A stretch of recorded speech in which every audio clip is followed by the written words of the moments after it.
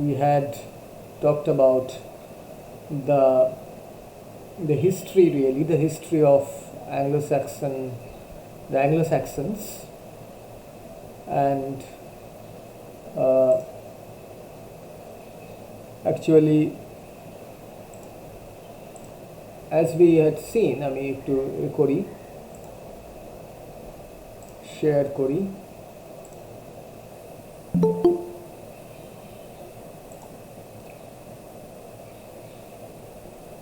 Just a moment.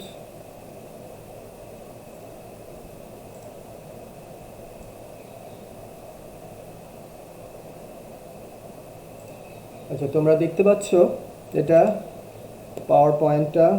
Can you see? Yes, sir. Yes, sir. আচ্ছা, এটা আমরা তো দেখেছিলাম। Let us go to the next slide. Yes, sir.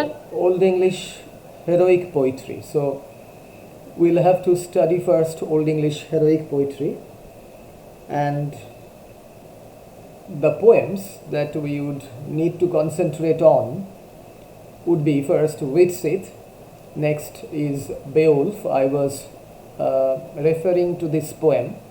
This is the only extant epic poem of the Anglo Saxons. And next comes Walder. Number 4 is The Fight at Finnsburg or Finnsburg. So both spellings are correct. Number 5, The Battle of Brunanburh or Brunanburg. And lastly, The Battle of Maldon, which is one of the latest poems, war poems, Anglo-Saxon war poems to have been composed and written down. So these are some of the poems. Now I will take up each poem one by one, and I will try to give you an idea of what is there. So now let us move on to the first poem that we will consider, that is Widsith. Now Widsith, actually, if it is translated to modern English, it means the far traveler or the far wanderer, someone who has been wandering far and wide across the earth, across the face of the earth. So as we can see that this name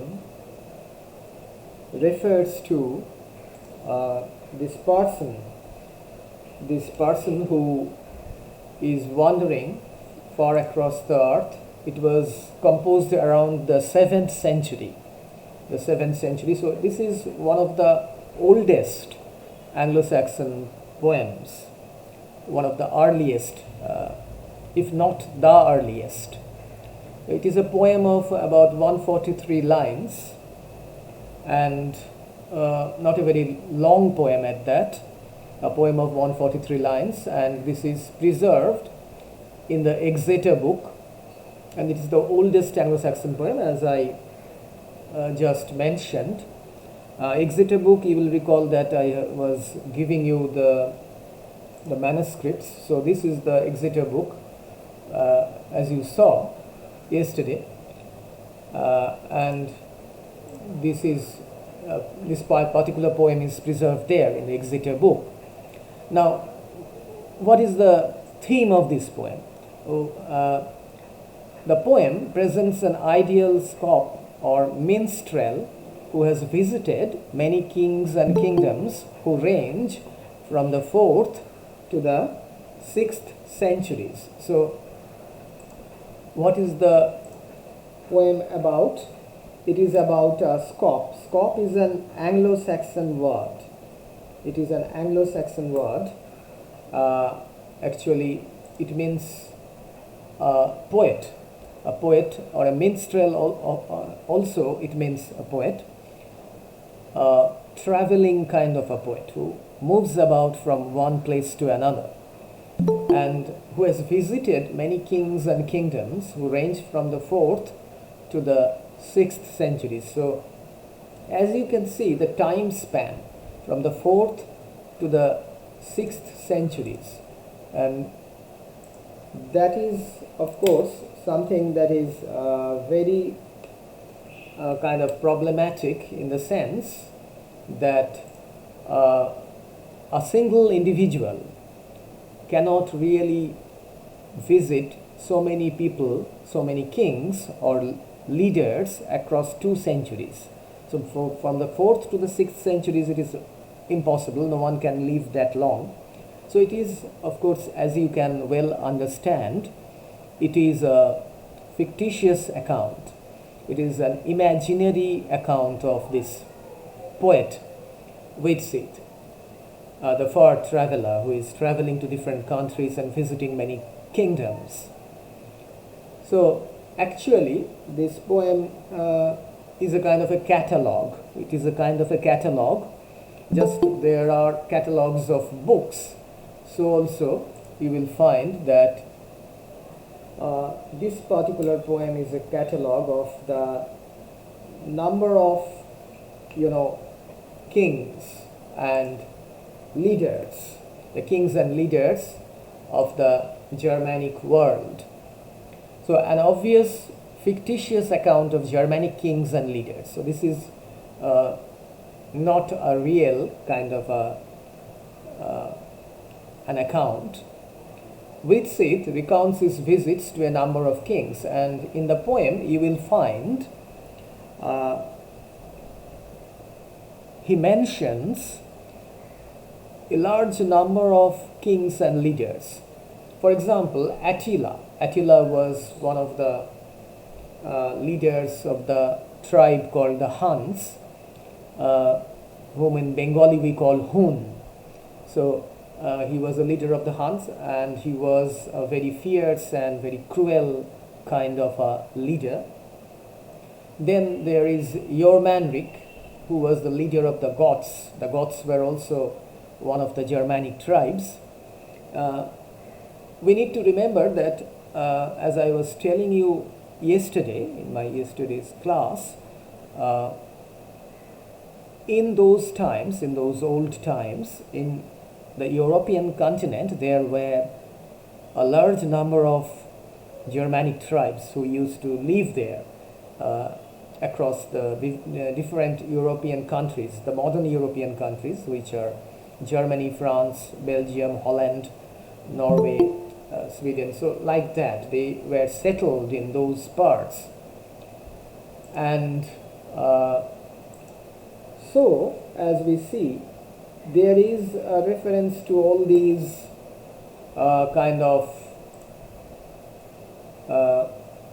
these leaders by this minstrel called Widsith.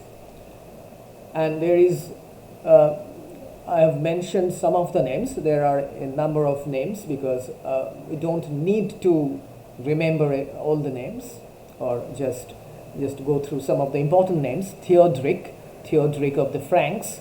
The Franks were also one of the Germanic tribes. Then the Finn Folkvalding of the Frisians.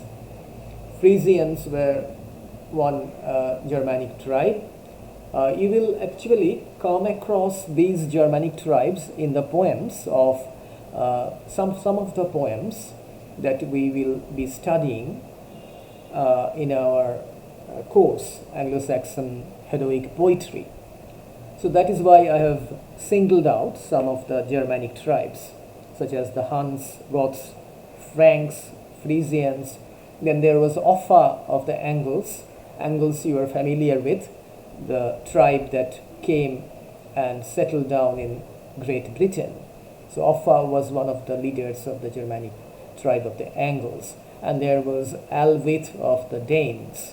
The Danes, what is actually called modern Denmark, as you can well understand, they were the inhabitants of that portion of Europe. So they were from Denmark, originally from Denmark, and they are called the Danes. And you will find a reference to them in Anglo Saxon poetry, in Anglo Saxon prose, and they were actually they were often a kind of a disturbing element, in the sense that they often came and tried to disturb the Anglo-Saxon kingdom. Later, in the reign of King Alfred was one of the great kings of the Anglo Saxon period. We will be reading about him later when we read Anglo Saxon prose. So, King Alfred had to fight with these Danes a number of times, and these Danes conquered a portion of Britain, and there they established what was called the Danelaw, Danelaw, where the law of the Danes prevailed, not Anglo-Saxon law.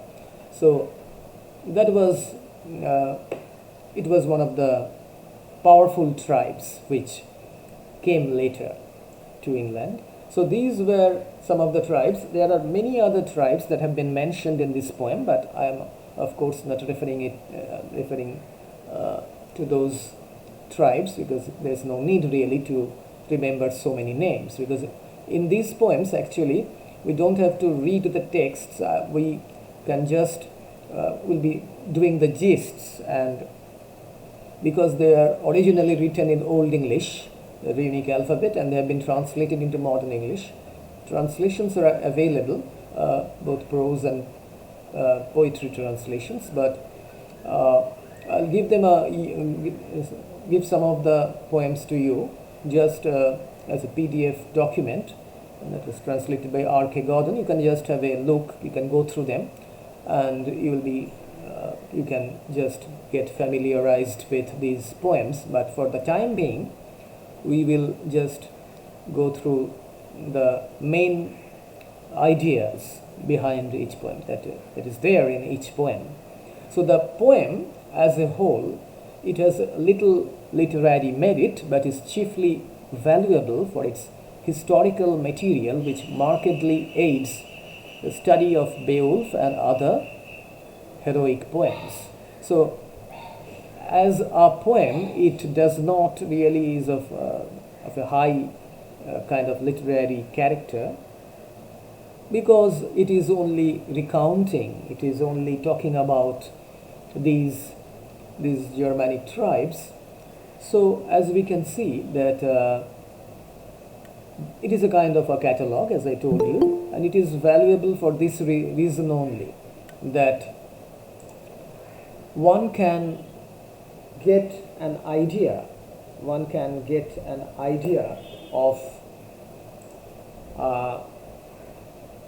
the nature, the names of the Germanic tribes that resided during those times in Germania, as Tacitus has, of course, described them in his book Germania, to which I was referring yesterday.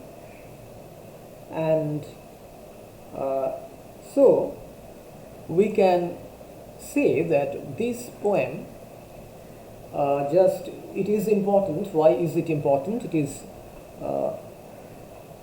important because we know about the different Germanic tribes, and it is a fictitious account of these Germanic tribes, because this poet called Witzit, he claims to have visited so many leaders, so many people, and it is obviously not possible.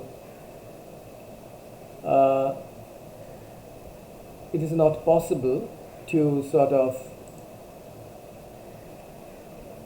visit so many different leaders by a single human being. Okay, no one can live that long. Obviously, you can understand. So this is the poem Witzit, which is the oldest Anglo-Saxon poem, Anglo-Saxon heroic poem. It has been included in the Anglo-Saxon heroic poem category, though it does not deal with any battle as such, but it deals with the leaders, the kings, and that is how he has visited these kings and leaders. That is what he is recounting. So Let us now move on to the next very important poem, Anglo-Saxon epic as it is called, Beowulf. Beowulf, it was composed around 700 to 750 AD. Between these years, 700 to 750 AD. It is a poem of 3182 lines. As you can see, an epic, actually, as you know, that an epic is noted for its length, its sheer length. And a small poem, of course, no one will call a small poem an epic, but one of the primary characteristics of an epic is, of course, its length, that it would be long, it would be a long poem, not a short one by any means. So, this is the only epic poem in Anglo-Saxon literature, Anglo-Saxon poetry, and it deals with events of the 6th century. So, some events that happened in the 6th century. So, the poet who had composed this poem, he actually deals with these events which took place a long time back in the 5th century, and he's writing, as you can see, in the around 700 to 750 AD. He's composing the poem. And what does it deal with? It deals with the Scandinavian hero Beowulf and his exploits. So the Scandinavian hero Beowulf, who is the leader of a tribe that is known as the Geats, Geats, leader of the Geats, and this is preserved in the single manuscript dating from AD 1000, known as the Beowulf manuscript, Cotton MS Vitellius A15. So you know that one of the 4 important manuscripts where the Anglo-Saxon poems are preserved. So it has come to be known as the Beowulf manuscript because the poem Beowulf is preserved there. The poem is divided into 2 sections. So it is a very long poem, as you can see, but it is divided into 2 sections. In the initial part, there is the description of how in Denmark, in King Hrothgar's court, a monster has been ravaging the court of King Hrothgar for 12 years, and this monster is called Grendel. So this is a monster who is half man and half beast, and he has been coming and killing people and devouring them, eating them. So it is a man-eating monster. And obviously you can understand that there are fairy tale elements in it. This is not really something that deals with actual real events. There are, of course, real events, but it because it refers to this man-eating monster, there are certain fairy tale elements in this poem. So the setting is Denmark, where King Hrothgar is presiding. He is the king. Now, one thing, you will have to get familiarized with these names. These names are very different from what we are familiar with. So, and the spellings are also quite complex. So, just note the names and the spellings carefully so that you don't get them wrong when you write your answers. So Beowulf, when he hears about this monster called Grendel, he goes to Denmark from Geatland. As you know, he was one of the leaders of the Geats, and he is welcomed by King Hrothgar and his queen Wilthiau. So this is another complex spelling, Wilthiau. So Hrothgar's queen's name is Wilthiau, and they welcome Beowulf as a kind of a potential leader who would help them against this monster Grendel. So I'll just go through the story.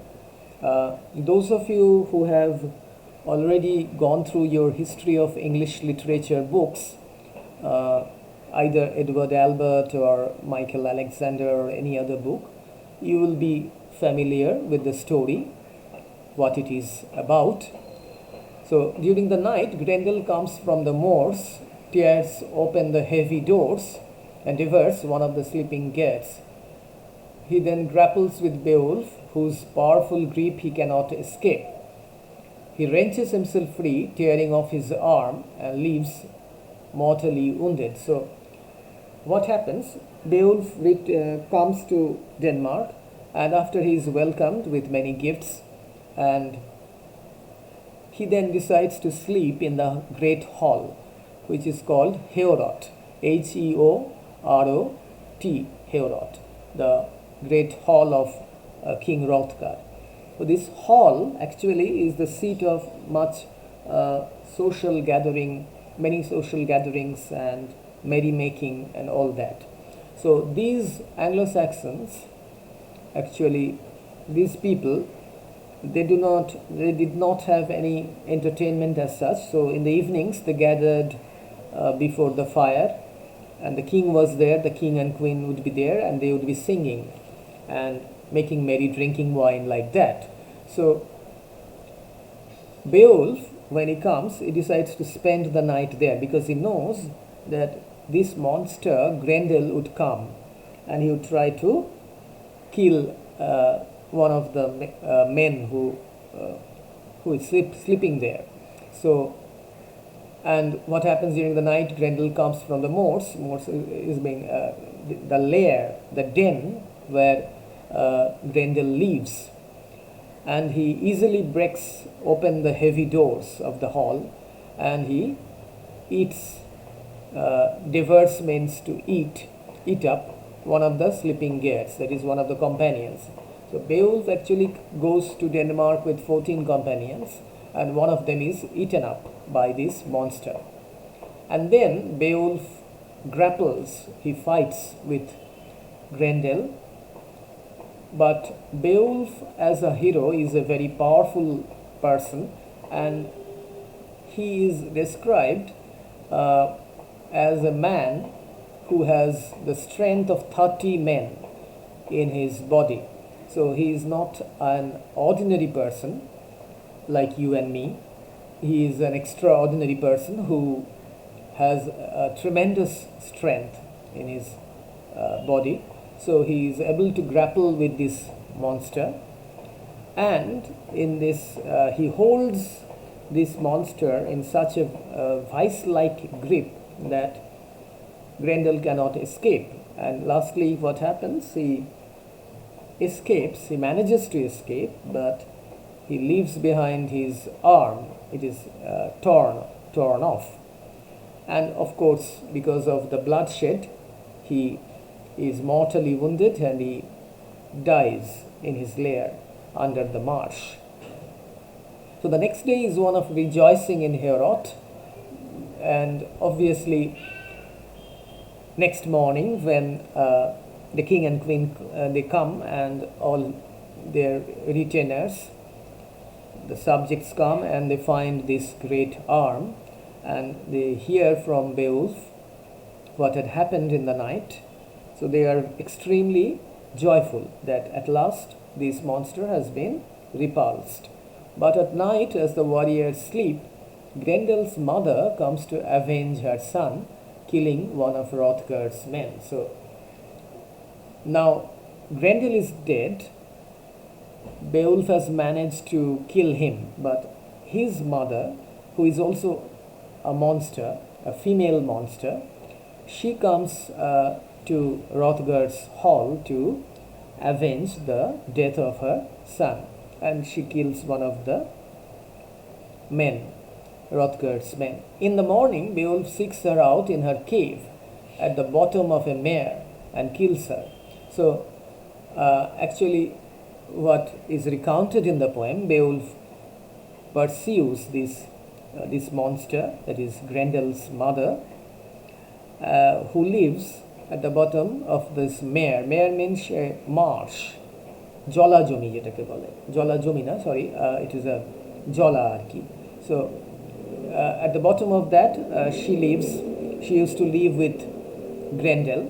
So her son is dead, but she goes there, and Beowulf, he dives in after her and he swims underneath, and he manages to reach this cave, and he finds a magic sword with which he is able to kill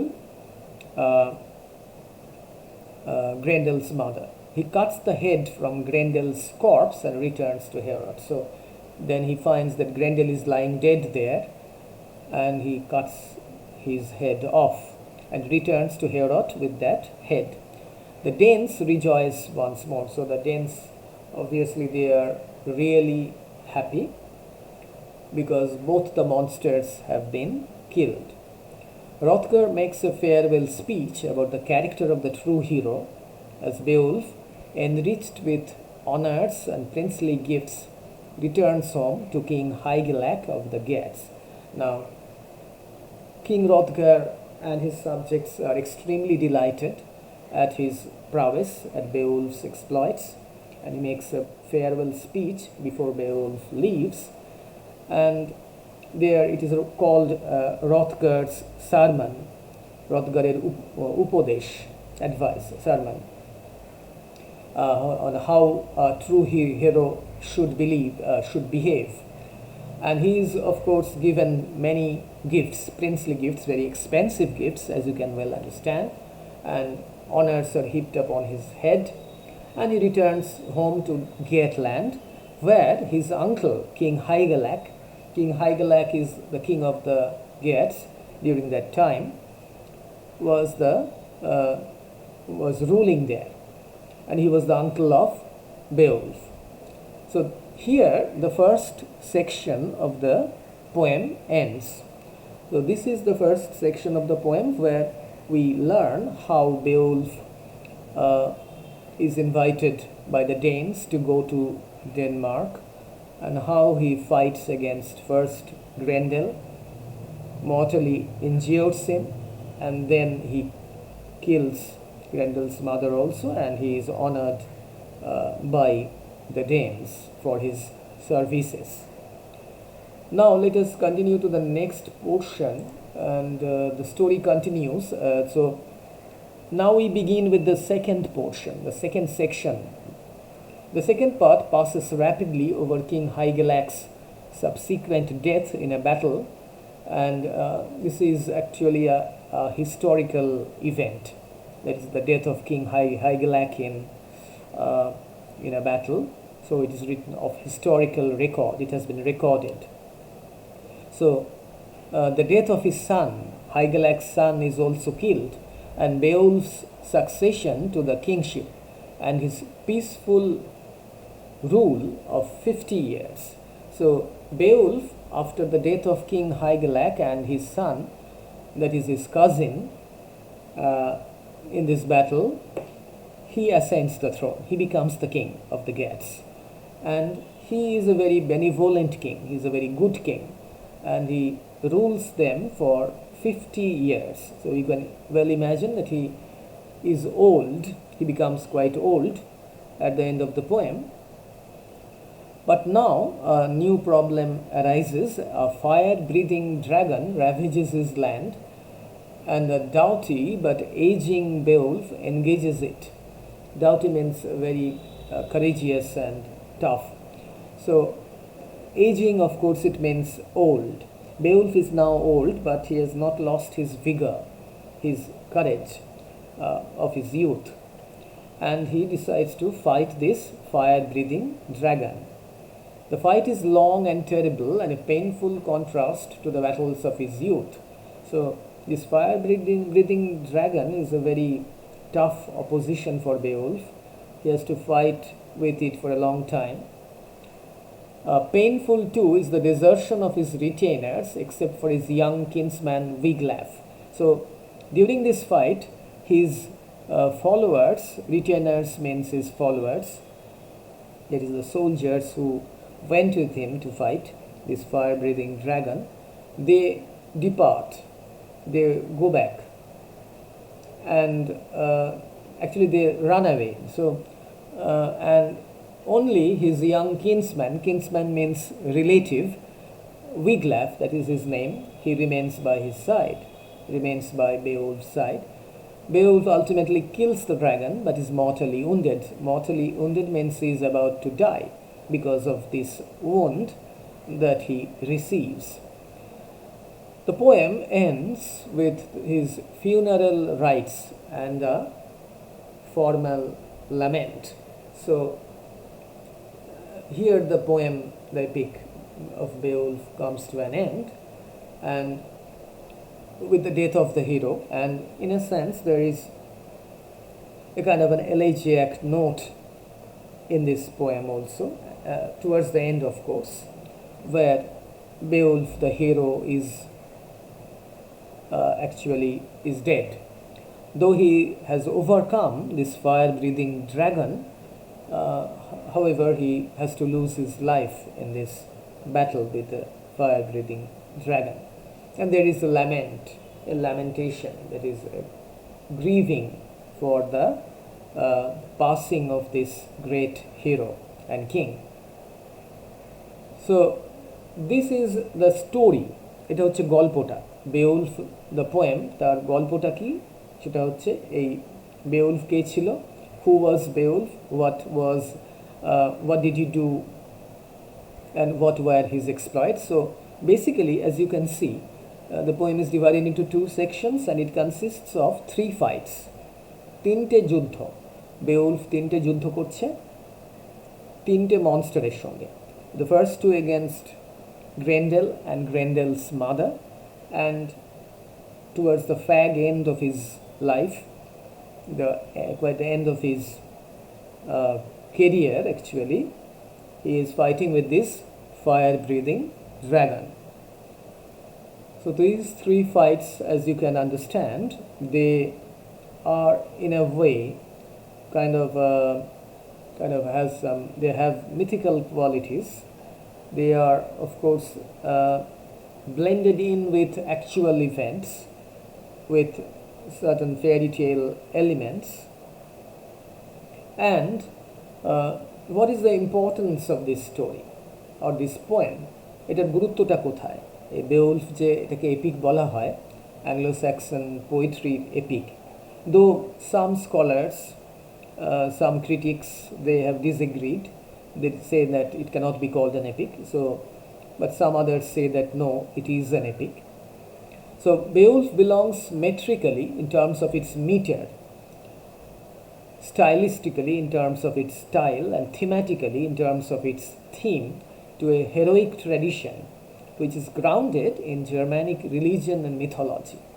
So Beowulf actually, it is a very good reflection of the Anglo-Saxon or the Germanic society, it would be correct to say, the Germanic society of those times, and the ways of life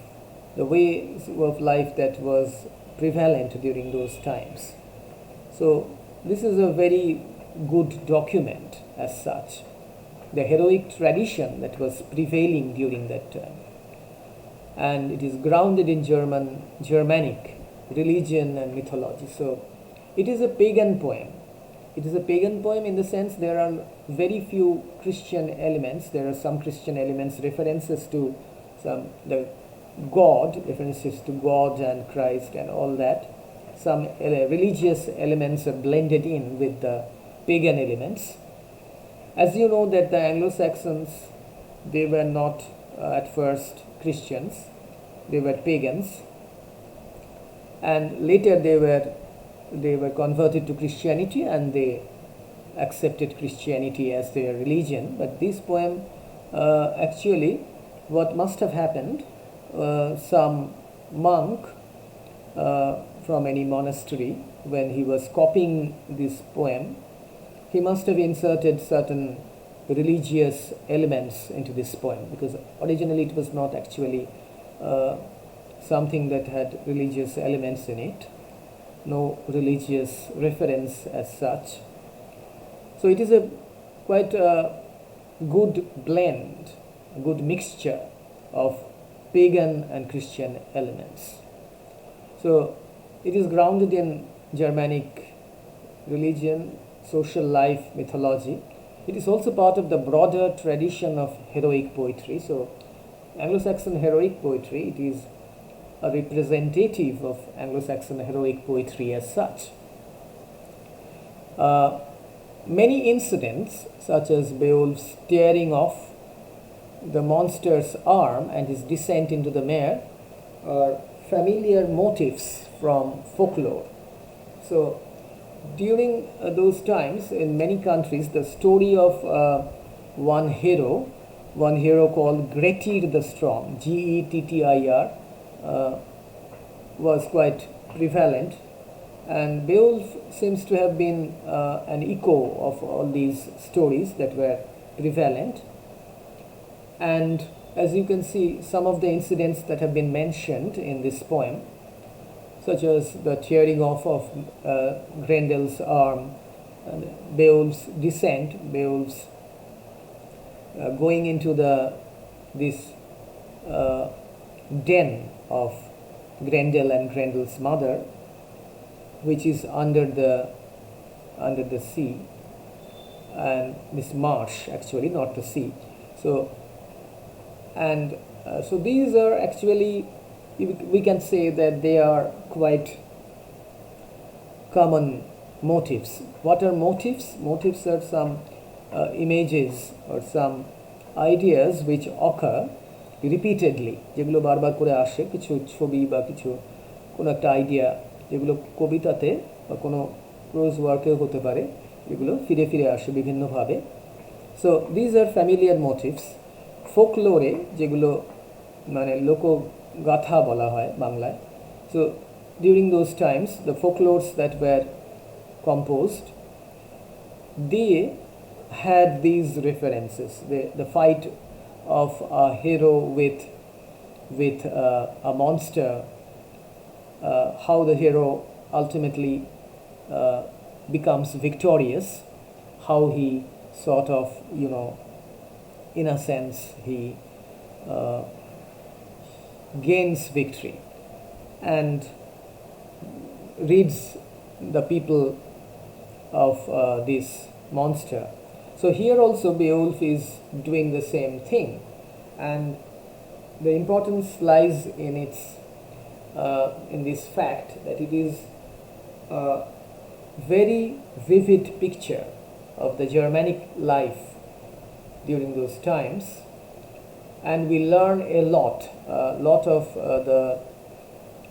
the different rites, the different social customs that were observed, that were practiced in the Germanic society through the reading of this poem.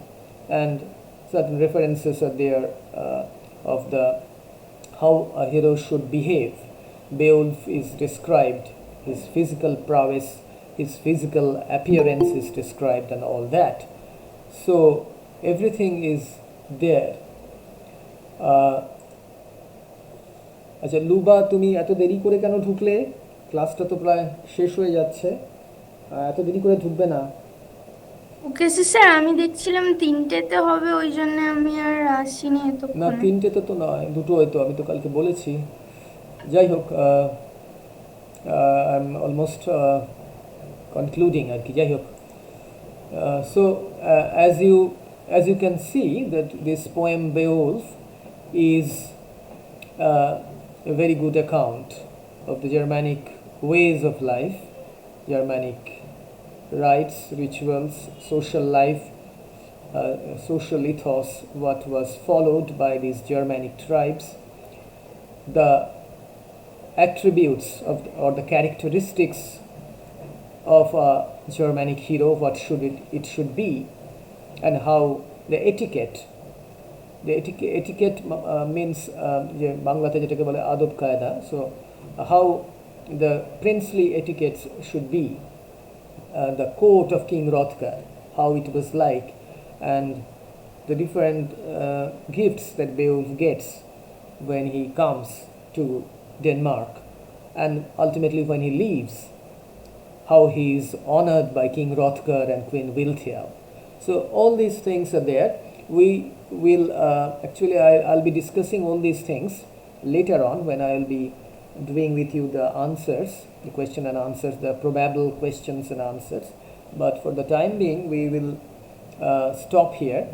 After I finish this topic, then later on I will be discussing the question and answers with you, and that would be perhaps when we meet in college, because as you know, from 16th November